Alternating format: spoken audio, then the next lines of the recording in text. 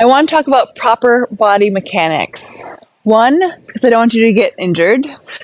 2, because if you have an injury, I don't want it to get worse. And 3, I want you to actually be pain-free as you build your muscles throughout this program, okay? So, let's start with the athletic stance. This is the athletic stance. So your feet are slightly wider than hip width apart. Your knees are slightly bent. Your pelvis is tucked under. Your ribs are tucked under, okay? So just to show you from the side. So slightly bent knees, both of these are tucked under. When these are tucked in, then it tightens your core. Your core is engaged. And this enables you to move your upper body, whether you're lifting weights or doing a warm-up, without hurting yourself, okay? So, you know, every warm-up I have you start with these windmills, right? So when you're doing these windmills, my core is barely moving because it's very engaged. Same with going forward, same with flapping your wings, right? Your core is super tight. So you're not only strengthening it, but you're supporting your body, okay? Another great time to use the athletic stance is anytime you're lifting weights with your upper body, okay? So your upper body requires stability from your core. So when you're lifting weights, even if you're doing bicep curls, you're still in that athletic stance, okay? Those knees are slightly bent, your pelvis is slightly tucked under, same with your rib cage, okay? We don't want you tucked like this, because that's not supporting, right? But this is supporting yourself. Also great for when you're lifting weights overhead. When you're lifting weights overhead, you definitely want to make sure that core is engaged. If you watch me lift weights from the side and my core is not engaged, look where my weights go. They go behind me, my butt is tucked under weird, I'm not supported at all. This is definitely going to ask for an injury.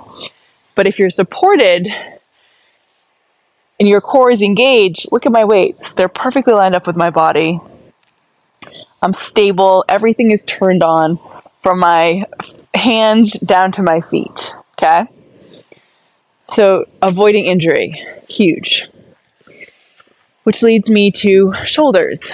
If you have any past shoulder injuries, avoiding weights overhead until you get stronger might be a great way to avoid further injury. You can definitely try to do them overhead. If your shoulder screams at you, then stop, okay? But an alternative, instead of overhead weights, anytime I tell you to do overhead or you see it in an exercise video, is instead to do shoulder tees. This is a great option for replacing those overhead presses. Notice that the weight is only coming up to my shoulder height, okay? You don't want to go beyond that. And again, that's just for stability. Anytime that you have pain with an exercise, I want you to try to do it a couple more times. Sometimes it just requires your body to get used to that motion. But if it persists, meaning like over 5 reps, I want you to either go down to smaller weight or drop the weights completely and just see what happens. Try it out again. If it hurts too much, then just stop doing that exercise, okay? I don't want you hurting yourself or injuring yourself. All right, next are squats. So with squats, then it's that same stance, slightly wider feet though. And the idea is to keep your knees from going beyond your toes and pushing your butt back, okay? So your knees want to stay in line with your toes, and you want to push your butt back. So you're pushing that butt back, which brings your chest down. But I want you to remember to bring your chest up. So having your hands in front of you as you do squats is a great way to keep that chest up. My back is straight and I'm just hinging at my waist and my hips, okay? And again, my butt is going back, my knees are not beyond my toes. So this is just something to be noticing when you're doing your squats. Is your chest up? Is your back and core, is your back straight? Is your core engaged? Is your butt back? Okay, it's gonna feel hard if you haven't been doing them correctly. That's okay. You're gonna get stronger doing them this way. Another thing with doing squats is making sure that when you come up, each time you're squeezing your butt together, okay? It's also gonna help with your core engagement. Same with sumo squats. Sumo squats are a wider stance. Your legs are going to go out, your knees will go out at a 45-degree angle, okay? And the same idea. You're going to push that butt back, keep that chest up, and keep those knees so they're not beyond your toes. I'll show you from the side. Okay? Again, I like the hands in front because it helps keep my chest up. And the better that you get this, the lower you can go with each squat, which is great for your muscle building. Okay? And again, I'm squeezing my butt at the top each time. That's huge. Next, I want to talk about lunges. So a common mistake that I see with lunges is people making their stance really long. I want you to shorten that stance. So there's maybe 1.5 feet between your feet. Okay? Also, a lot of people tend to lean forward when they do lunges. I want you to keep it back, which seems kind of funky. So you're going to be in this stance. You're just going to come straight down. Okay? Again, that straight down motion, it stops your knee from going beyond your toes. And it keeps that weight really 50-50. Okay? So you're coming straight down. And so your back leg is engaged, your front leg is engaged, and my feet are about shoulder width apart. Okay? So just to show you from this angle, same thing. Okay?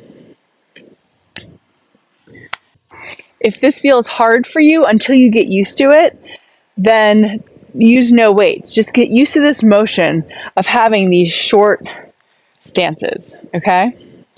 Your knees will love you for it. Something else, side lunges.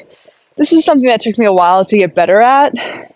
And by better at, I mean where my knee didn't hurt when I used weights with this. So again, lunges is really where my knee pain would start to come alive. It would remind me that I had an old injury. So it took me a long time to build up to using weights and to using weights regularly. So when the days when my knee was like this sharp shooting pain, I would just put the weights down and just go through the motions. And I want you to do the same thing, okay? So side lunges is that wide stance like the sumo squat. And you're going to go back on that one leg. Same thing. My knee is not beyond my toes. My butt is back. I'm going to show you from the side here. So you have that stance, right? That wide stance. You're going to bring it back. Notice that my chest is up. But my butt is back, my knee is not beyond my toes, okay?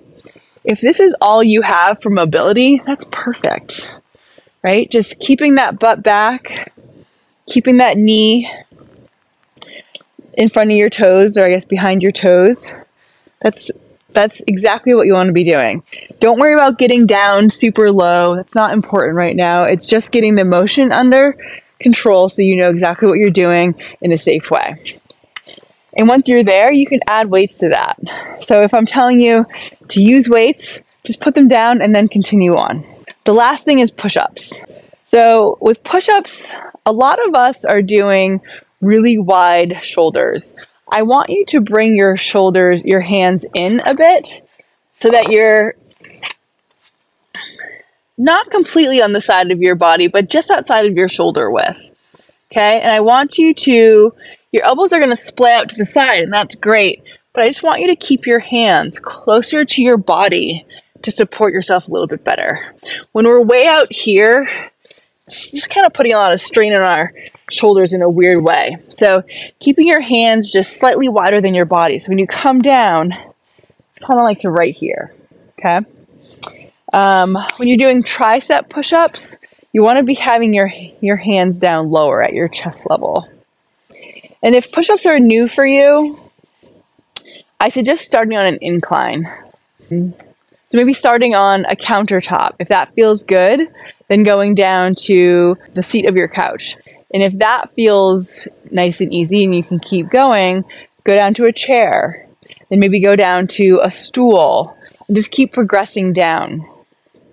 I prefer those push-ups on an incline over push-ups on your knees just because I think that you get more of a full body engagement.